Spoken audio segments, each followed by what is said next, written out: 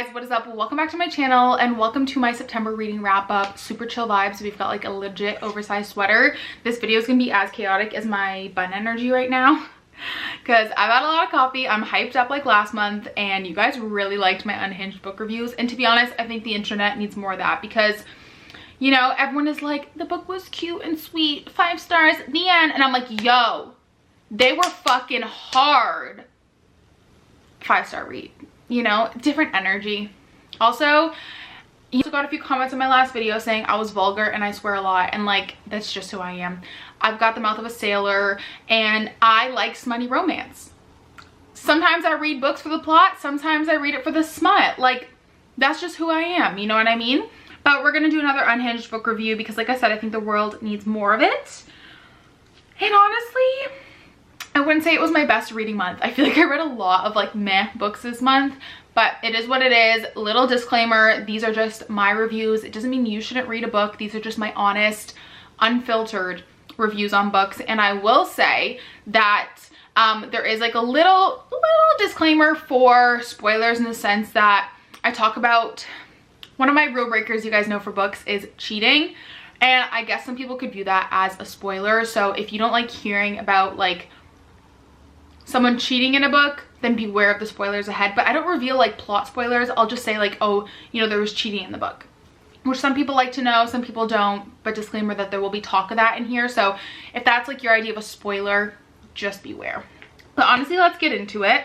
Your girl's gonna have a heyday trying to figure out where to put the overlays in this because there's books everywhere in the background, but I'm gonna figure it out. It's fine. Okay, let me pull up my handy dandy book, handy dandy book review little template action. The first thing I wrote in this, the month of reading slumps in life. My life is a slump in general. Accurate description of September. Let's talk about my reading stats first. So I read 11 books this month. I read 3,422 pages, 91% fiction, 9% nonfiction, and my average rating was a 3.45 star. Let's jump into it. We started the month off with an absolute banger, which I kind of hate when this happens because then my expectations are like so high for the rest of the month. But I finally read The Simple Wild by K.A. Tucker. Obviously, I gave it a 5-star. I said in my October reset it was my favorite book of the month. This was one of those books that I just put off reading for so long because I knew that I was going to be a depressed human after reading it, and I kind of was, honestly. So if you guys don't know, this book is about Kala. She lives in Toronto. She wants to meet her estranged father in Alaska. Girl's got some daddy issues for sure. Who doesn't? Then when she gets to Alaska, she meets this like broody, hot, you know, lumberjack vibe. I get pilot. Grumpy sunshine, enemies to lovers, small town action. Like, we all know where this ends up. Chef's kiss. So good. And honestly, like, I'm kind of over the Grumpy Sunshine plot because I feel like you can't really make it original, but K.A. Tucker did a stellar job. Jonah is a daddy. It was a great book. I don't want to give too much away, but I absolutely loved it. Then I read the second book, which is Wild at Heart, and I gave this one 4.5 stars only because I feel like you just can't top the first book. It's either in a series that the books get progressively better, or like the first book is so good that nothing tops it. It doesn't mean the other books aren't as good, but nothing tops it, you know? Me telling you like what happens in this book kind of gives away what happens at the end of the first book, so go into it blind. And then there's also a novella, which the novella is called Forever Wild. I gave that 4.5 stars. This was, oh, good domestic wholesome ass moments. Like, this was cute. This would be a good little holiday read. Okay, both of their families came together in Alaska. It was a cute little holiday domestic romance moment. I ate that shit up. I personally feel like a lot of authors, I applaud K.A. Tucker for this because I feel like a lot of authors, when they see the hype that their series is getting, kind of like drag, like, I'm calling this book 3, but it's a novella, like drag book 3 into a whole book when it should be a novella. And I'm really happy that K.A. Tucker left it as a novella because I think that's perfect, and more authors should do that. Like 2 books and then a little novella to like tie together the epilogue and be done with it. I didn't read Running Wild, which just came out this year actually, which is about the veterinarian Mary that we meet in the other books, because like, to be honest, I don't really like her. I was getting jealous girl vibes from her, honestly, and I don't want to read her book. But someone let me know if I should, because if one person tells me to read a book, I will. But I didn't like love the vibes I got from her. Like I got like trying to steal your man vibes. I don't know. Anyone else? Okay, moving on. I finally read Before We Were Strangers by Renee Carlino. I gave it 2.5 stars. And once again, Renee Carlino is such a hit or miss author for me. Like I can't even basically remember the book. That's how I know it's not like memorable. This is about Grace and Matt, I believe. They meet in college, they fall in love. And like every other second chance romance, they fall out of love or like break up, blah, blah, blah. And then, you know, 15 years later, they randomly make eye contact, connect again. Secrets are revealed, have some sex, have some romance, and like happily ever after, I bet. That's like how every second chance romance goes nowadays. I feel like the book started off really strong. Like I was really hooked at the beginning, but the writing and dialogue, 10 on 10 cringy. I felt super rushed. I found that the book lost its momentum when it went to present day, and I don't know, it was just like your average second chance love story. It was just like nothing amazing. I did not like the twist at all. The end. Goodbye. Then I read Love Her or Lose Her by Tessa Bailey. Tessa Bailey's another hit or miss author for me, you know? Didn't love My Killer Vacation, didn't like It Happened One Summer, loved Hook, Line, Sinker. Like it really depends for me. This one I give 3 stars, like it was average. I liked the idea, the principle of it was unique. This is about Rosie and Dominic. They're like high school sweethearts and then they fall out of love. It's like all you really need to know, and they're like working on their relationship. Okay, first of all, Dominic bothered me so much. He was like a grunty caveman who like literally didn't say anything. He was just like, like, meh. He was also really insecure and did a lot of shit that infuriated me. And honestly, like I found it really unrealistic. Like how is your marriage on the rocks for so many years, but then the sex is still like super hot and spicy? They don't talk to each other all week, and then like on Tuesday they're like, oh, ready for our like sex marathon? And he's like, yeah, you're so hot. And she's like, you're so hot. But they don't, like, what? Literally what? And also he calls her honey girl, which gives me the biggest ick in the world. So anyways, it was like mediocre. I'm glad I only paid $1.99 for it because I don't think it's worth full price, but like it was okay. Nothing memorable. Okay, and then I read Out of Love by Hazel Hayes, and this was interesting. It was a reverse love story, so it starts at the breakup and then it goes back in time, which I found super unique. Basically it starts and this like girl is like boxing up her ex-boyfriend's belongings, and then, you know, she's like wondering where it all went wrong and like whether it was right to begin with and like all this stuff. Like I said, I found the reverse storyline interesting, but it just wasn't for me. Like I just didn't vibe with it, because the whole point of a love story is like you don't know how it's gonna end, but here like you know how it ends because the beginning is them broken up. I also was just frustrated trying to figure out the timeline of their relationship. It just like didn't really mesh well or flow well in the book, and there was no outcome, right? Because like at the beginning they're broken up, so like I was kind of left unsatisfied at the end, and I was kind of like rooting for them at one point, and then I knew that they were broken up.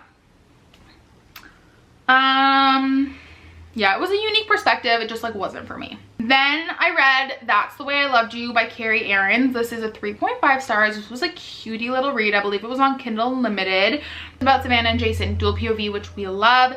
She is a broadcast like meteorologist, I believe, in New York City. He's in their small town hometown, like never left when they broke up kind of situation. You already know how the small town stuff goes down. They were together for 9 years, high school sweethearts, then they broke up. She went on to live in the big city, chase her dreams, blah, blah, blah. He stayed behind. And basically she comes back to their small town and has to face him again. And, you know, y'all know how I feel about this. It probably would have been honestly a 4 or 4.5 star if there wasn't any cheating in it. I don't understand why second chance romance has to involve cheating. Can y'all not just split up with your significant others before banging or kissing? It's really not that hard. Like I just, why? Otherwise it was just like very fluffy romance. It gave me Sweet Home Alabama vibes, and like, yeah, I know, average Kindle Unlimited fluffy second chance romance. Guys, I don't think I have anything higher than a 3-star until the end of this video, but it was just one of those months. Some months you don't read a lot of 5-star books, and like that's life. Next, I read my first physical book. Can y'all tell I was like really on a Kindle kick this month? I finally finished The Final Girl Support Group by Grady Hendricks, which is my first book by this author. It follows a group of final girls, which if you're not into the slasher movie life, a final girl is the girl that makes it at the end, that like kills the killer and like lives on after the credits roll. Basically, this follows Lynette. She survived a massacre 20-something years ago, and basically she goes to this like therapy group for a bunch of final girls. one of the girls goes missing and then they realize someone's out to get them, yada yada yada. I feel like, honestly, and I put a whole in-depth review of this on my Instagram, on my Bookstagram, but I feel like this would have been a really good movie. Like, this is the one time in my life I will say that the movie would have been better than the book, because it just like doesn't make sense when you're reading it and trying to visualize it. I could not figure out for the life of me like what the point of this book was, what the world was that we were creating. So you know when characters have like fruity ass names and you can't tell them apart? That was this book. Like by the end I couldn't even tell who was who. It was like all mushed together as like one character for me. It wasn't a horror book, but it wasn't a comedy. I don't really know what it's trying to be. I did like the premise that they focus on like what happens to them after the massacre. Like that was interesting to read about.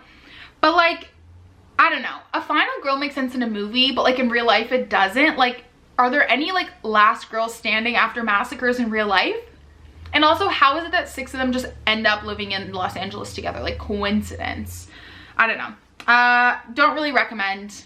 There's better like spooky season books out there to read. Okay, you guys, another disappointing one. Y'all, this was so hyped up. Something Borrowed by Emily Giffin. I think after I read Love the One You're With, I had high expectations, but boy was I wrong. This is all about Rachel. Rachel is a cutie, fun little young attorney living in Manhattan. I literally thought of Rachel from Suits, living her best life, literally such a good girl, until it's her best friend's 30th birthday party and she fucks her best friend's fiance.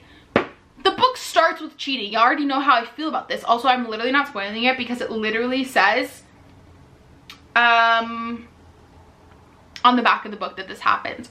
I'm not giving anything away. It's like in the first 10 pages of the book, okay? Characters were so relatable. Rachel was the whiniest bitch I've ever met in my life. And this is the thing. I love Emily Giffin's writing. I have no issue with her writing. It was the plot. Like, why is there a whole book around cheating? Your best friend's fiance. If you're gonna cheat, can it at least be a stranger? Like, are you freaking kidding me? And then there's even more cheating in this book. Like, it's a book of cheating. Apparently, also rubs me the wrong way that it's okay to sleep with your best friend's fiance if she's a bitch. That does not give you the right to sleep with someone. And I don't know, I personally think you can't cheat and then be rewarded with it with like a little happily ever after and like move on. So I don't recommend this book to literally anybody.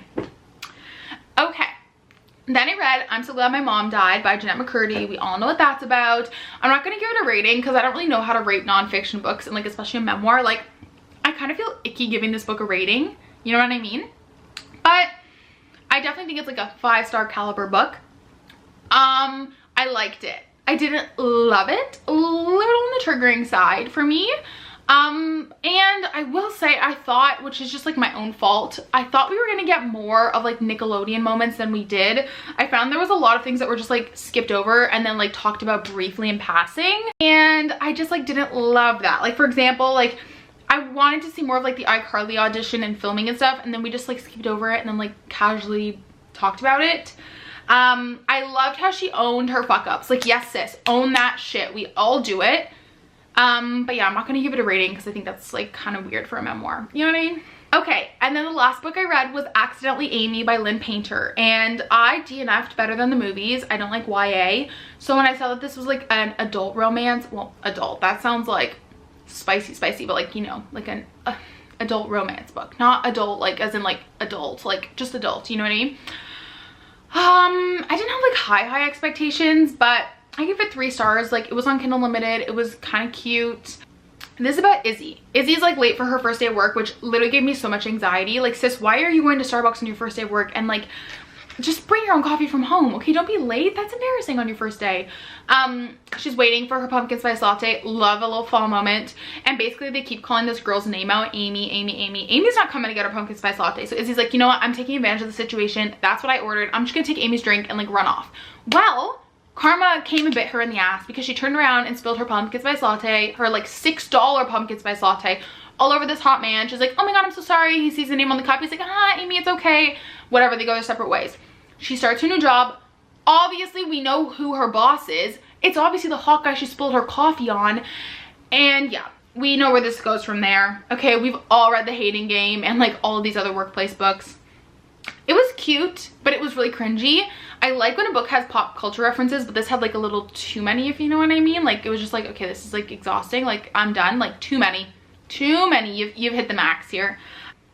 I didn't like, yeah, it was like a cute fluffy, like if you need to like get out of a book slump or something, I think it's like a cute fluffy book to read. Like I have nothing against it. It just wasn't like memorable, amazing, you know? I also thought it was like hella weird because she literally bumps into her boss, spills coffee on them, sees him at work, and then texts him like a little like 5th grader being like, hi, you're so cute, you want to meet up for a little date. Like that's kind of weird in my opinion, but okay, I'm not judging. Also, I'm gonna read you a direct line from the book that made me cringe.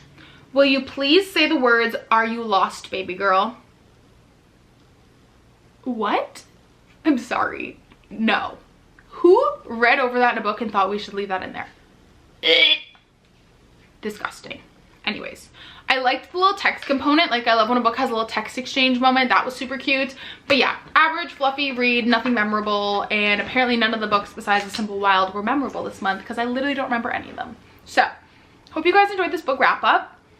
I wasn't even gonna film one this month because I feel like all the books were like meh. I didn't want this to be like a bucket of like negativity. Why did I say bucket? Like, you know, I didn't want this to be a video negativity, but no one talks about shitty reading months and how much they suck when you just read 2 and 3-star books all month, and they really blow. And now I'm in a big reading slump and I don't know what to read. So funny is I'm like unhinged this whole time, and at the end I'm like, hope you enjoyed, bye, like all cutesy. Like someone recommend me a good book, please. Okay, bye.